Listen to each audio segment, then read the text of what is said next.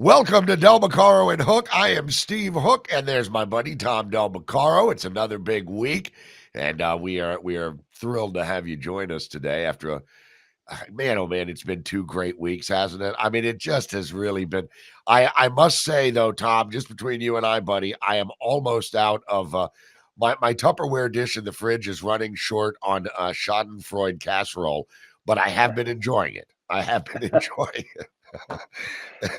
and Yeah, and it turns out elections do matter, yeah, and to watch them, Chuck Schumer saying, "Oh, you should be bipartisan," yeah, as if he ever was, or Adam Schiff saying, retribution is a bad thing. yeah. Here's the biggest liar in politics. And now he's like, well, you shouldn't do anything. You should just play nice. I mean, Yeah. it's pretty ridiculous. And, the fact that they flipped overnight from, oh, he's Hitler to everything will be all right.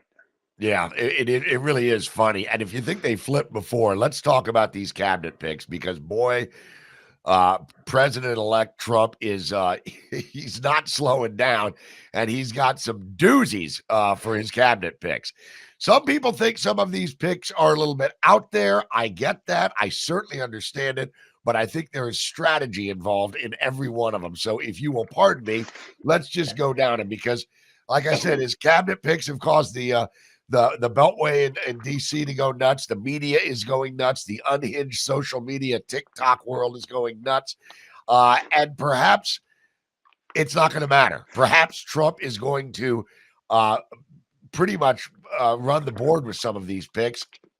One or two in particular stand out. Matt Gaetz, RFK Jr., those are going to be tough. But let's go through them, Tom. Tom, I'm going to just rapid fire these, and then I'll come to you and see what you think. Okay, Chief of Staff, Susie Wiles, that's no confirmation needed. She's in like Flynn.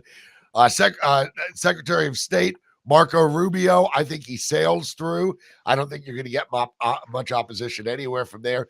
Defense, Pete Hegseth. This is the one that initially caused the media meltdown. And they started saying, oh, he's just a Fox News anchor on the weekends and blah, blah, blah. Didn't give out the full backstory. Pete has got over 20 years in the military. He is two Bronze Stars, one with Valor, served in Iraq, Afghanistan, and Gitmo, graduated Harvard and Princeton. The guy is way more than the media wants to tell you. I think Hegseth gets in. Matt Gaetz as AG. Now, this is a big one because he's a fire starter. This is going to trigger everybody on both sides of the aisle. Lots of people in the Republican Party are still thinking this guy blew up Kevin McCarthy's speakership. There's some truth there. So he's got some enemies on the Republican side. Democrats can't stand him because they say this is going to do exactly what you just mentioned, Adam Schiff. We don't need retribution. Well, Matt Gaetz would most assuredly deliver retribution. Then Interior, Doug Burgum, solid guy, North Dakota governor, started out as a candidate, quickly joined Team Trump. I think he gets in without a problem. And here's another big one, HHS. RFK Jr. This one's big for a myriad of reasons, Tom. Mainly billions and billions and billions of dollars that lobbyists, funnel through the HHS by way of the FDA and whatnot. I don't know how it's going to go. It's a real gambit move by Trump here. It's a mandate-driven pick too. I mean, he's really big sticking it here with this guy. He might squeak by because a couple of Democrats may actually defect and vote for RFK Jr. We shall see, but that's going to be a fight. And that might be one of the picks that was specifically picked that Matt Gaetz may have been kind of a decoy to get RFK Jr. We'll talk about that in a minute. For VA, Doug Collins, great pick. Former congressman from Georgia. He's also an Air Force chaplain, pretty much liked. A lot of people on the left don't like him, but who cares what they like? So he'll get in. DHS, Kristi Noem. I think she's going to get confirmed after a little bit of light bitching from the media and the usual suspects on the left. Her backing Trump border policy was strong. She sent South Dakota National Guard to her border several times. So she's a good pick. And then the EPA, Lee Zeldin. This is a very important position. Coastal elites may not like it because there go their wind farms and everything else. but we'll see. I think Lee Zeldin gets in. That leaves 13 open picks. But Tom, here's the thing. You've got Matt Gaetz, and I know where I think I know where your opinion on Matt Gaetz is. I think it's, oh my God, what is he doing? But what if Matt Gaetz is just kind of a balloon? He's just floating it out there, because there's going to come a point, the mandate is real, and there's going to come a point where some of these Republicans, remember, we only need a majority here. I think, what is it? What's the threshold here, Tom? 47, 50? I don't know. To get confirmations, it's a minimum of the majority. Well, no, they only need to get 50 plus. So yeah, they have the votes. Yeah, they'll have the votes for a lot of these, and some of them may bitch. And I think Matt Gaetz is going to be the sticking point. And while Matt Gaetz is being debated, Hegseth becomes defense secretary. RFK Jr. What do you think? I want to get your take on this. Well, he, first of all, breakneck speed, no question about it. They're going to hit the ground running. There's going to be a lot of things in motion. I'm convinced he does want to tackle the bureaucracy. I said all along, a year ago, I said that he's a one-term president, so he's not worried about getting reelected. And if he does a lot of great things to reducing the bureaucracy and slashing it from, whether it's a $2 trillion savings or a $1 trillion savings or even 500 million, I'd be happy with them all. And I'm convinced he's going to do that. He did make some lightning rod picks. There's a lot of, great picks in there. And these cabinet people usually, sail through as we described, but you outlined three of them. So let's talk a little bit about it. I think I just want to, the Democrats, these people don't have the experience. I just want to remind them that the chairman of the Council of Economic Advisors for Biden had a bachelor's degree in music and a master's in sociology.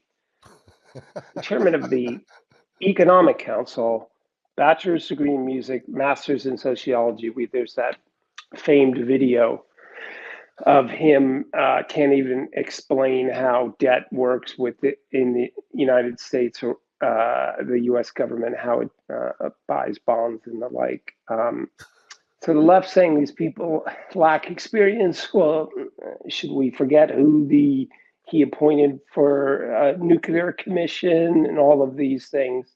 Bitten. So a little ridiculous. But let's start with Bobby Kennedy.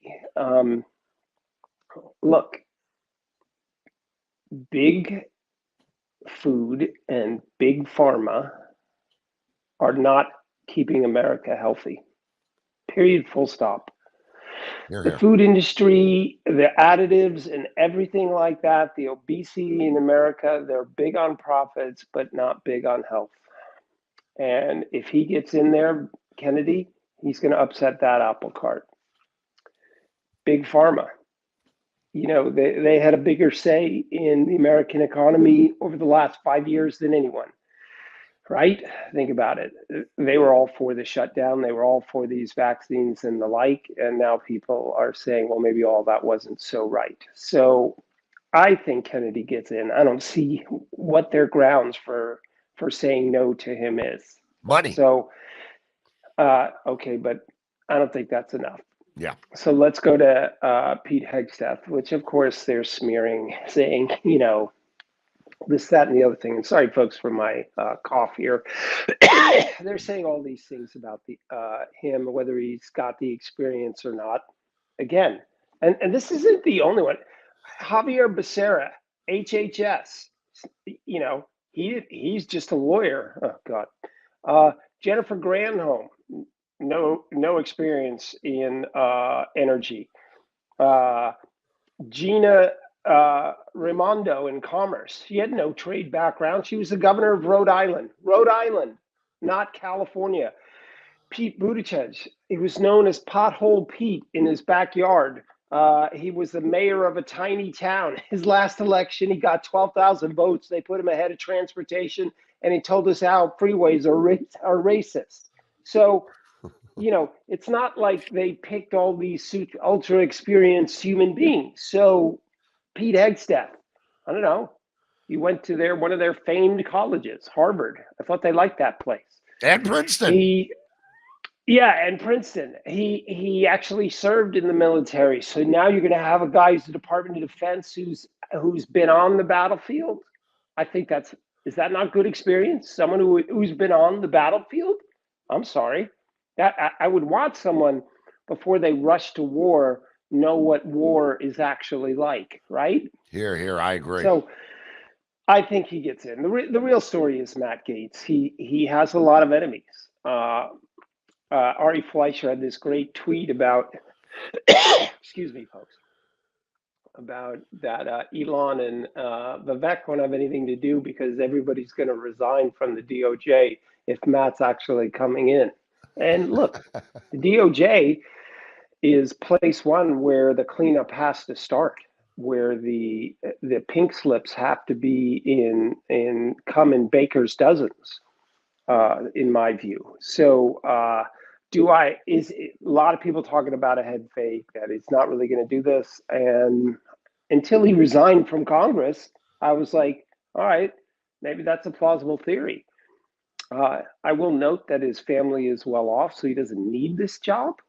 Maybe he runs for Florida senator if he isn't actually the pick now that Marco Rubio is giving up his senatorial position. But of course, that's an appointed position, so that doesn't seem plausible. I think this is more serious than people think. I think so too, and I also think that it could be a little bit of both. Could be a bit of a head fake. Matt Gaetz is going to draw the ire, as you mentioned, from folks on both sides of the aisle. God knows Kevin McCarthy's acolytes and supporters have a lot of axes to grind against Matt Gaetz. But Matt Gaetz gives the clearance for people like Pete Hegseth. And by the way, just if we could circle back to that position right there, defense secretary, because here's the thing. I heard the media complaining about Pete Hegseth, Joy Reid doing her thing. And they said, are we really going to replace Lloyd Austin, a 3-star general, blah, blah, blah, blah, blah.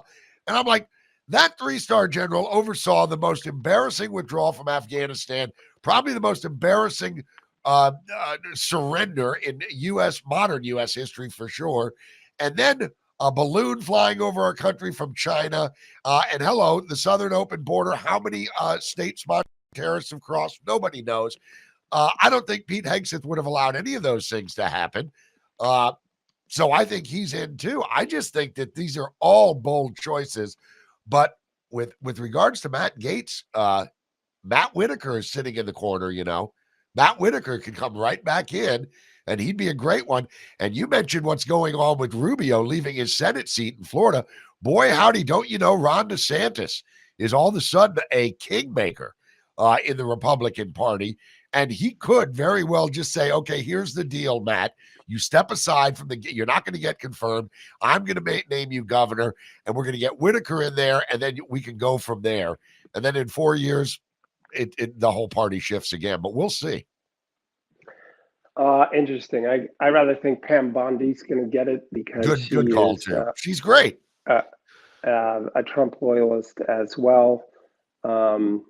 As if the people picked on the left aren't particular loyalists. Going back to Lloyd Austin, the analogy I'll use is some people may be very good as defensive or offensive coordinators on a football team, but that doesn't make them a good head coach.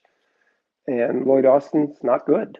No. The idea that he disappeared for a period of time, didn't tell people, is so beyond ludicrous that he should have resigned at that moment in time. He should have never been put in there. So, yeah, I agree with you that the record of the Biden picks for cabinet is nothing is indefensible. So, and by the way, what significant was done in their term? Anything? Yeah. No. Well, the country went to hell. I guess that's something. Yeah, well, but to tell me, did anybody do anything different in the HHS other than make it bigger? Did the Department of Education, did school scores go up? Yeah, good Did points. the Secretary of the Treasury, did he lean on the Fed, or did he lean on the Congress to stop spending money that caused all this inflation? I don't remember any of this happening because it didn't. So it could be that everybody else sells in because the Democrats have one person on which to train their opposition, Yeah. and maybe that's it. But look, by and large, it's going to go through. The issue here, the biggest issue is getting spending under control, and I think Trump's putting people in there that'll keep an eye on that as well. And bear in mind, Tom, we're going to wrap this segment, but bear in mind, we've also got 13 open spots left to fill in the cabinet. And some of those spots are very big, including Treasury, Commerce, Energy, and you just said it, education. That's going to be huge. I think that's going to be a temporary job because if Trump had his way, Department of Education goes the way of the dodo bird. So we'll see, but very, very interesting. Hey, you're watching and listening to Del Beccaro and Hook, and we remind you to follow us on Rumble and, of course, YouTube and all the other platforms, Patriot TV and everywhere else. We will be right back. A big, big show and a great guest coming up next.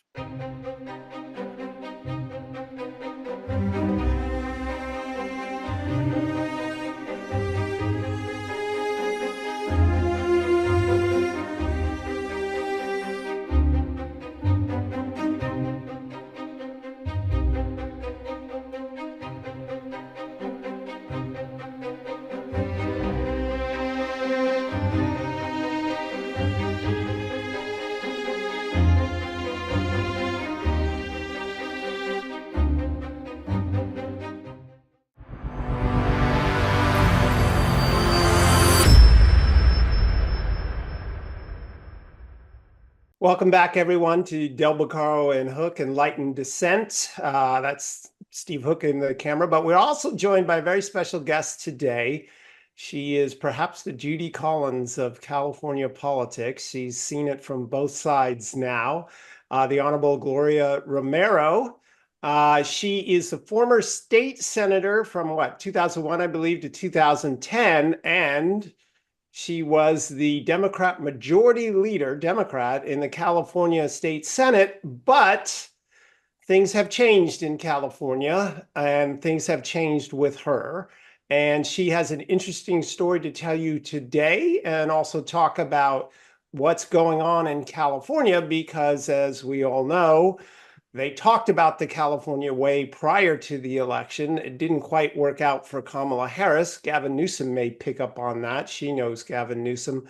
But she also is considering politics as well, because in 2000, Republican Party politics, because in 2024, Gloria Romero became a proud Republican. Gloria, pleasure to see you again. How are you?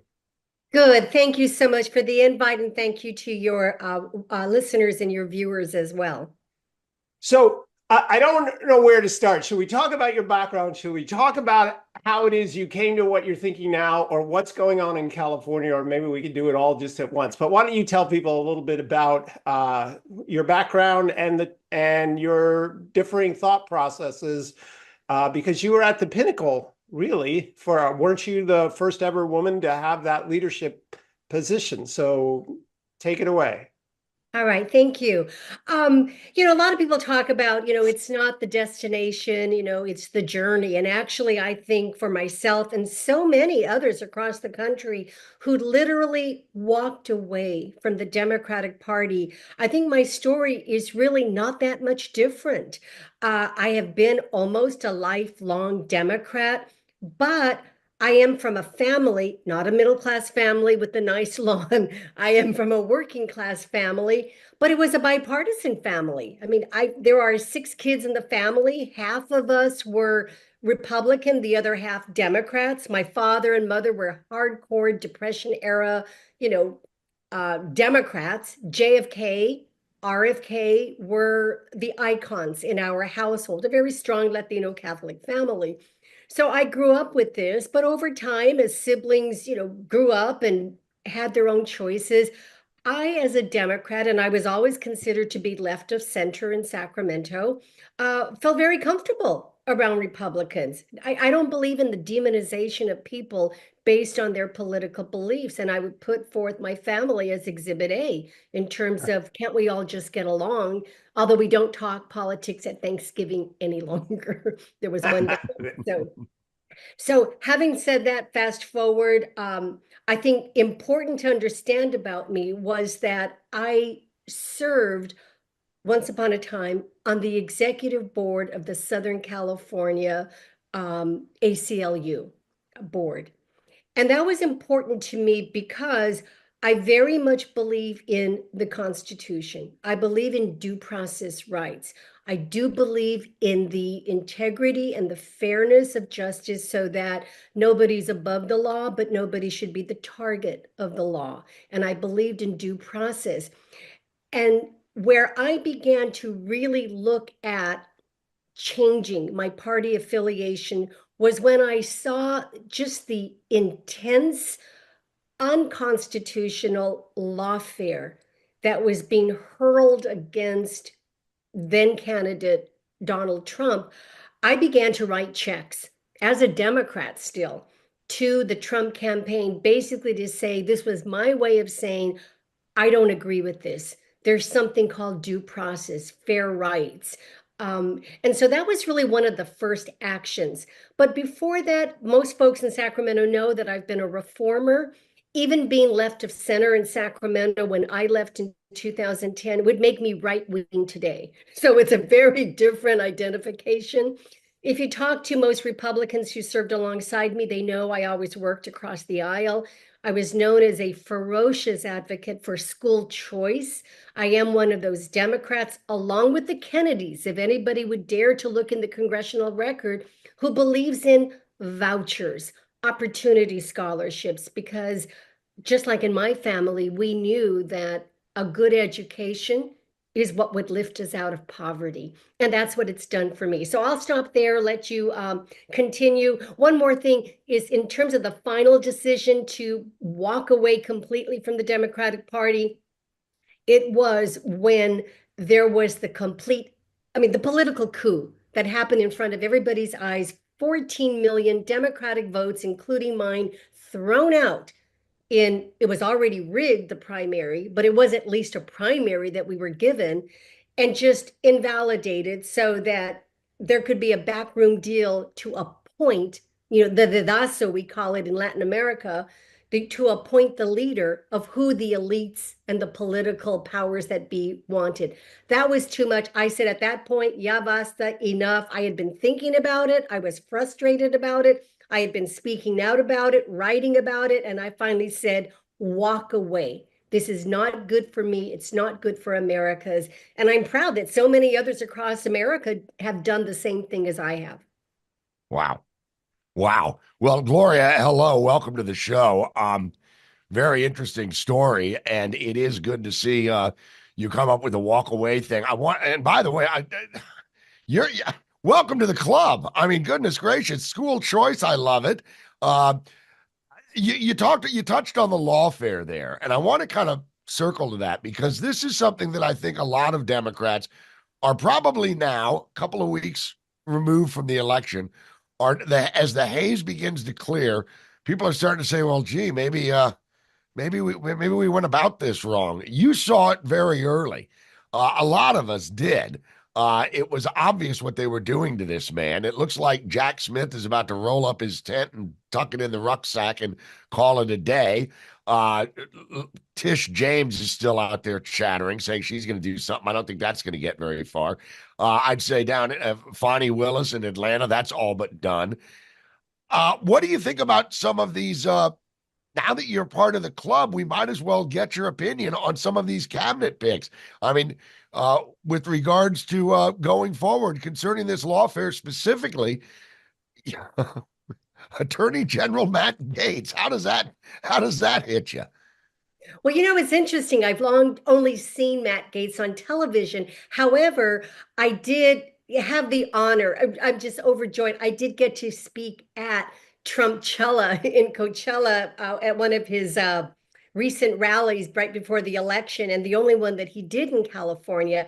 And in the back room, everybody gathers, you're waiting to go out onto the stage. I met Matt Gaetz. And so it was exciting to talk with him, to meet him, very friendly. We spoke about a number of issues. His wife is from California, so we spoke as well. I believe again too, it's the process. I do believe this is the president-elect's cabinet. Already the Democrats are saying there's going to be obstruction.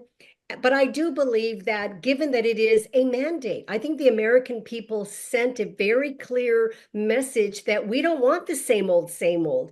I mean, you want the blue wall crumbled. There is no more blue wall. Maybe it's a red wall. Maybe it's just an American wall now. The popular vote, the electoral college vote. So I think that it's an opportunity to not prejudge anybody. I'm hearing a lot about secret reports. We have dealt so much with all these so-called secret reports, all this smearing of people as fascists and Nazis, and I mean the most horrific names, including even Supreme Court justices like Gorbachev going forward and basically being slandered over allegations that and I know would never even be allowed as evidence in a court of law. So I hope that there is a fair opportunity, and you know what, as we would say, by any means necessary, including if it becomes recess appointments to overcome the obstruction. So sticking with the election, California had an interesting election.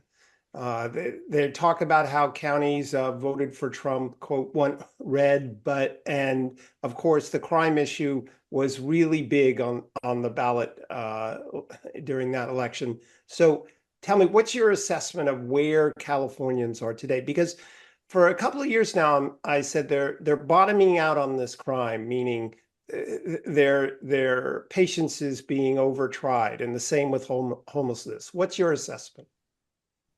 I think very similar to what you have expressed as well. The one thing that I walk away with really is, California is called a blue state. And as I said at Trumpchella, I said, look, we're not a blue state. We're not a red state. We are a golden state. And that's why I did join with Steve Hilton, who I know you've had on your show before as well, to basically cross the partisan divide, to really take a look at we as Californians, a major state in the union, what can we do to just speak frankly, truthfully, and sanely about inflation, about immigration, about education, about getting California back on track. So in looking at the results of the election, I think it really shocked the nation. But for anybody who's really been following this and looking at the growing numbers of the movement from the Democratic Party to independents, decline to states, and most recently into the Republican Party, we've seen that California should not be labeled as a blue state any longer. If anything, it very much has approached, you could even call it a purple in play. I still like to call it a golden state where we can be independent and talk about what needs to be done. But just like the rest of the nation, the economy was of paramount importance. Crime, homelessness, we've seen the complete demise, and I'm here in LA County, of homelessness and just the lack of affordability in housing. And the people that are being hurt the most are the working class, African American, Latinos. And this whole notion that they could just destroy the southern border to basically eradicate what even citizenship means in the hopes of believing that suddenly the Latinx people would join forces with the Democrats, that completely was failed. It should never have happened. Latinos, we want fair pathways. We want respect and treatment, but we believe in citizenship. I think if you take a look at the record of Latinos who have served in war and have come back in body bags, we're a very patriotic people. My father served World War II, and when he died, we had an American flag draping his coffin. So very much the issue of this is America. It's a land of opportunity. You cherish it, you fight for it when it's right, and you stand up for it at all times. And I think we saw that really a rise and a hope of an America that will be again unburdened by what we've seen in the past. How did you react, real quick? How did you react to the notion that, despite the fact that Trump made great gains in the polls vis-a-vis Biden with Latino men, how did you react to the claim that it was misogyny that Latinos decided that the pocketbook and the border and crime, my experience, and I did the first ever Latino town hall in American history on Univision with the Republican Party. My experience is that Latinos care about their family, their personal welfare, economics, and they want their children educated, and they want the streets to be safe, which, oh, by the way, is exactly what most every American wants. Am I wrong? You're absolutely right. And the punditry that's coming down, it really shows the elitism. I mean, I'm going to go ahead and just say how Latinos have been treated like the peons. Like basically, oh, we can't have Tom Holman as basically securing the border because who's going to pick the grapes for the wine that Nancy Pelosi will one day drink? Or who's going to cut our grass? I mean, it is so patronizing. It is, I mean, talk about misogyny and racism. I think they need to look in the mirror. It is so demeaning. And I think for a long time, what I saw as a Democrat was again to this chauvinism and basically shoving aside the little brown ones to basically say, okay, we'll pull you out when we want you to come vote, and the rest of the time go away. We don't want to hear from you. The exciting thing is that Latinos stood up and said, we want an America that represents, what we believe, exactly what you said, faith, family, freedom. We're a very entrepreneurial community. We believe in hard work and pulling ourselves up by our bootstraps, fair pathways, etc., but good educational opportunities, not equity, but opportunities. And so I'm not surprised, but it's just amazing to listen to the meltdown of these Democratic leaders. And it really, I think, you know what? Let them talk. Give them the rope to hang themselves, because that's exactly why so many of us walked away from the Democratic Party. We just couldn't take the hypocrisy any longer. And I think it's going to get worse for them, better for us as we walk away and find a welcoming embrace into a big brand new GOP tent that welcomes us and what we believe without demonizing us. Yeah, I want to, Gloria, I echo every one of those points. And the only reason I'm slightly miffed is that Tom just stole my question. But that's okay. That's okay. I'll come up with another one. It's almost as if these people have been living in an insular bubble. And by these people, I mean the Democrat apparatchiks, the media, Hollywood, the coastal elite, call them what you will. They've been living in this insular little bubble where only they live in. And of course, they're Latino servants and whatever. And they couldn't see what was going on in the world. But you take a look at like the state of Texas, the southwestern counties in Texas, for the first time since the 19th century, flipped to Republican. They are, in some cases, 85% Latino, and they went bright red. That should be a huge neon sign to the Democrat Party that maybe we ought to pop the bubble. And that's exactly what you've done. You escaped the bubble. You say you walked away. I know a few Democrats that flat out ran away, sprinted away, because they saw what was going on. Do you think the Democrats have had enough sand kicked in their face now to change? Is it going to be a slow change? Is it going to be a little bit quicker pace than people suspect? Because as you mentioned earlier, Trump got a mandate. That was a trifecta. And I mean, he's got huge coattails right now. What do you think the Democrats' MO is going to be going forward? Because God knows it has to change. I'm a psychologist by training, by the way. And one of the first things should be self-reflection. Let me take a look at myself. Let me think about, what I've done and what needs to be a reassessment of the pathway forward. But sadly, I don't think that's going to happen. already we see, the last few days, Gavin Newsom jumping up at taxpayer expense, putting forth a special session to Trump-proof California, and gallivanting off to Washington, D.C. His little crony, Rob Bonta, up and down the state. Then we find across the country, Eric Swalwell, the guy that's, I mean, again, too, I could say a whole lot about him, but it's out there. Bang, bang. It's just really, yeah, fang, fang. I think that what we're looking at is, rather than looking to assess what happened, I think there's a lot of now just looking to see, how do we explain ourselves? How do we justify ourselves?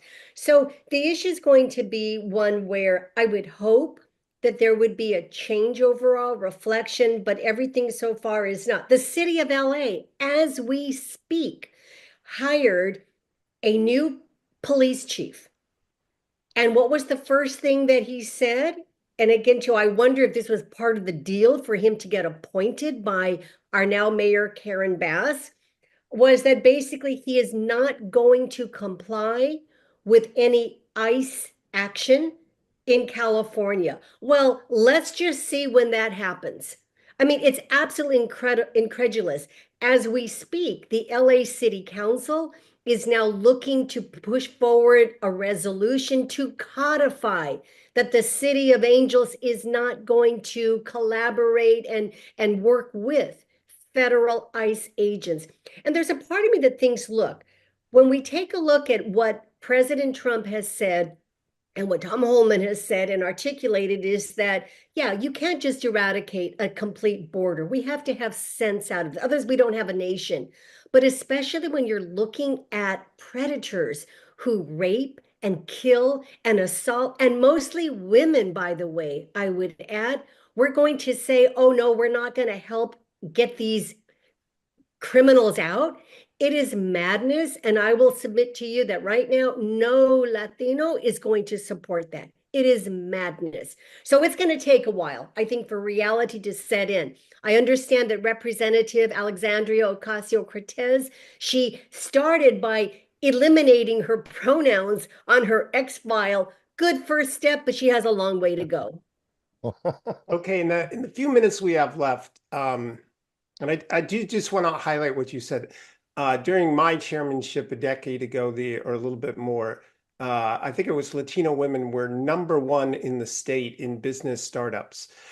And now you have this recent action where they're going to raise gas prices, which adversely affects the poor always, but also business startups. And I think it will hurt the Latino community. What if you were an elected official in California, what would you emphasize as solutions going forward for the state? Well, there are so many, and in a few minutes we have left, we probably don't have time to articulate everything. But certainly the recent action by, the cardboard. These are basically nobody elected, these faceless political appointees who probably most of them donated to the governor's campaigns to come out behind the scenes so the governor doesn't have to do it himself, to begin to raise these gas prices that are going to contribute to energy costs. So again, to energy, taking a look at all of this, I think cutting and slashing regulation. We will need a DOGE for California. But I'll always go back to school choice. It really was the issue that I really advanced in Sacramento. That's what I'm known for the most part. I've continued fighting for school choice in all of its forms, complete school choice, because to me it is the key, not only to the American dream, but really to economic prosperity. You cannot have a great economy and growing businesses if we don't have, students who can read and write and do math and think logically and critically without the complete indoctrination that has taken over our schools. So I think energy, taking a look at school choice are very important, and really cutting through that bureaucracy so that if an elected official like Gavin Newsom wants to basically, quote unquote, Trump-proof California, he should stand up and put his face where his little political appointee cronies are in the dark of night. We can't have that anymore. We need a DOGE for California.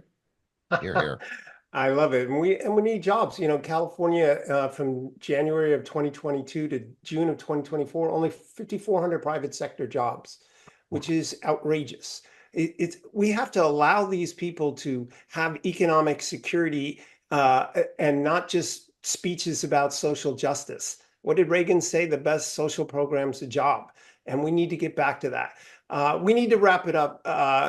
Gloria Romero, I want to thank you for joining us. Hopefully you'll come back if you do choose to run for office. I love the fact that you have a wider perspective. I made the Judy Collins comment at the beginning from both sides now. I think that's important because you understand both sides, and you're getting to this process. But I'm hopeful that California will elect people with actual solutions, not just slogans. So thanks so much for joining us, everybody. That's Gloria Romero. Look below, you'll see where you can follow her on social media. And we'll be right back with the close of Del Beccaro and Hook. Thanks so much, people.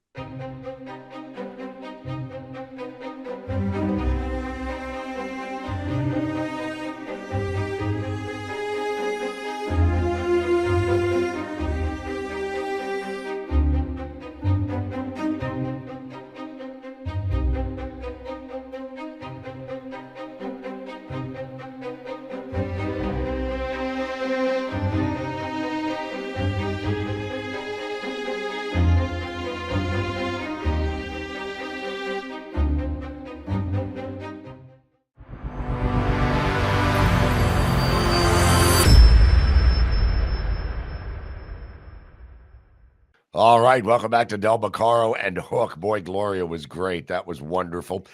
And by the way, speaking of wonderful, my co-host here has got a wonderful book out, The Lessons of the American Civilization. Go buy it. You just saw an ad for it. Go get it. It's a very strong ad. And actually, we're living a lot of that book because much like The Divided Era, very prescient book. And Tom, I'm not just blowing smoke, man. I mean that. So good book and a perfect time to sit down and read it as you're celebrating with your third or fourth leftover dish of Schadenfreude. Listen, I want to talk about the liberal meltdown that we're seeing online and inside the Beltway and in the media bubbles and the coastal elite little Marxist enclaves. Want you to watch some of these. Our wonderful producer, I just sent him some. I said, just throw them at us. So without further ado, let's see what's happening to our friends on the left. Annie, go. Oh, I've been waiting for this. Oh, boy, I've been waiting for this. I'm sorry. No, no, no, no. Why? Why?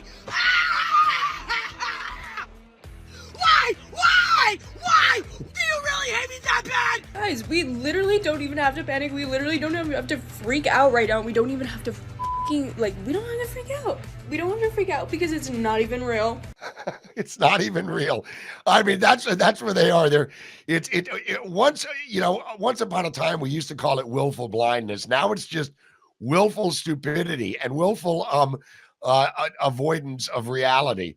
Most of those were young folks, but pretty funny. They're pretty not mad. Much better on national. On the media. I mean, the most amazing thing to me was on The View, where the woman was talking about Latinos on the border and how the border affected them, and then the white woman at the end saying that it was just misogyny.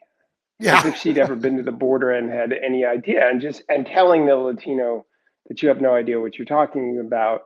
Talk about coastal elites. I know we have a clip from the most interesting person in the U.S. Senate, apparently. Let me say this about Fetterman, because John Fetterman is no doubt, he's dyed-in-the-wool, left of center guy.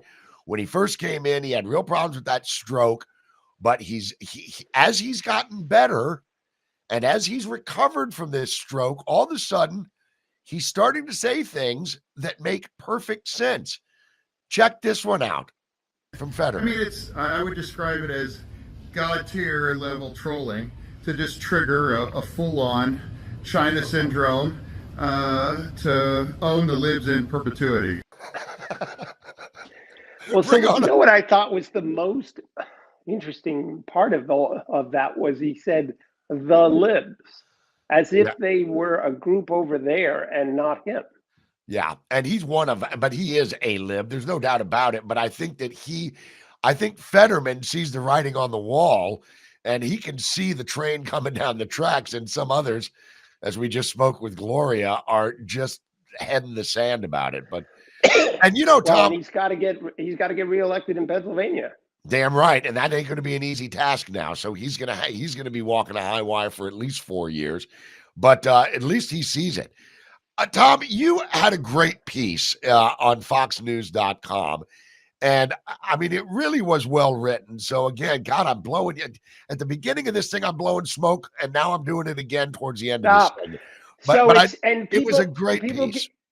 People can get it at politicalvanguard.com as well. But look, here's the reality of the last election, because the Democrats are undergoing this incredible autopsy.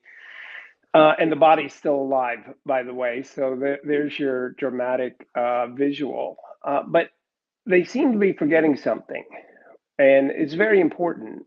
They were the party of "it's the economy, stupid." Remember that, Steve? Oh, yeah. And they seem to have forgotten that. But here's the staggering statistic from the last election. And it was published at the start of the year that after all that inflation, 49% of Americans had $500 in savings. 500.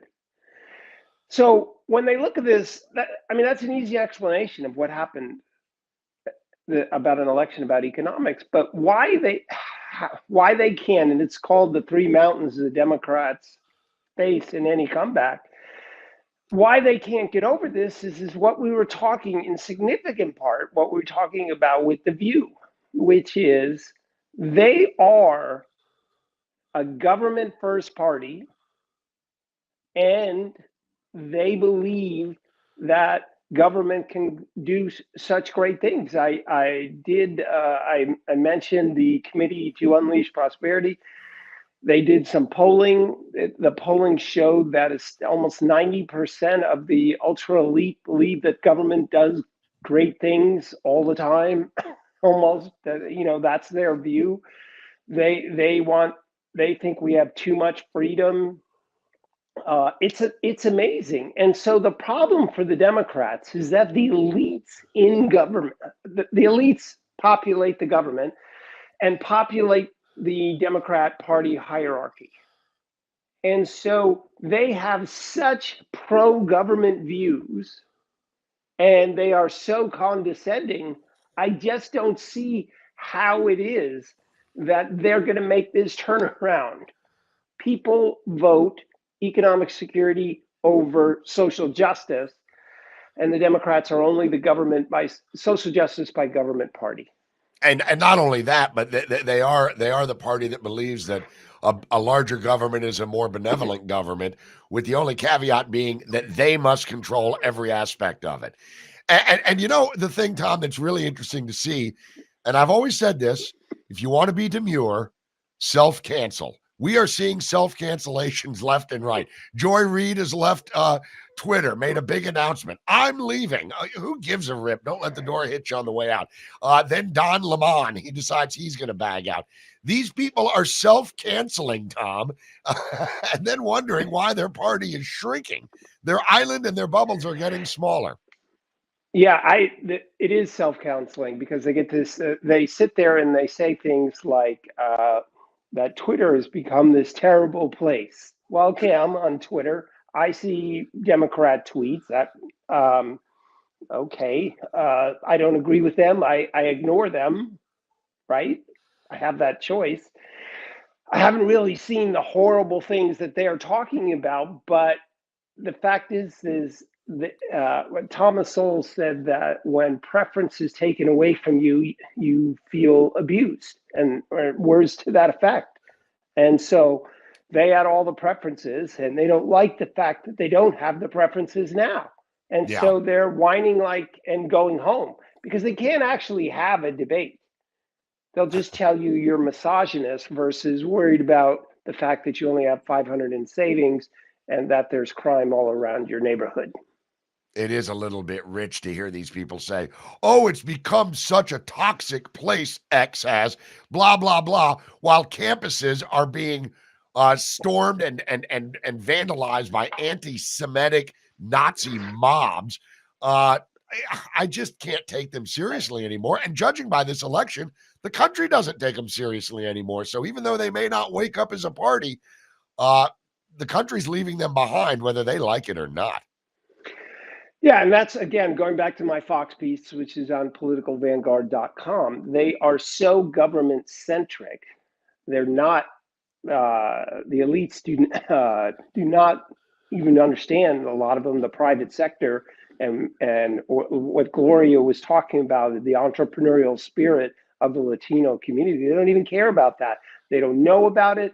I call it the butter bubble. When Joe Scarborough had no idea butter was $7 a pound. Okay, Yep. What does that mean? You haven't been to the grocery store. You don't cook. You don't. Yet you pontificate all the time about what people's priorities should be. Tom, I don't mean to interrupt you, but I want to ask you something just real quick on that subject.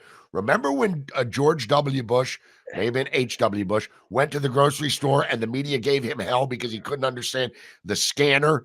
And they're like, look at this guy. He's so out of touch. Now Joe Scarborough gets called out by his own wife on his own morning show, and they just ignore it. It's like, what? Is it wrapped in gold? The butter bubble. Absolutely. And then the next day he came back talking about maybe it was the economy kind of thing. So anyway, folks, politicalvanguard.com, the link's right up there. Also at tomdell.com. This is Del Beccaro and Hook, the odd couple a little bit here. I'm Tony Randall. You're Jack Klugman. We have a great time on the show, but it'll be much better. You can catch us now in all these places, Patriot TV, and of course YouTube and Rumble, all these places where we're growing. We appreciate you being here, but we need you to just text the link. Yeah, text the link to your friend. So we'll be back next week talking about the rest of the cabinet picks, any more meltdowns. But how it seems like in less than 2 weeks, more actions underway than the last 4 years. So we appreciate you coming on, and we'll see you next week. Take care.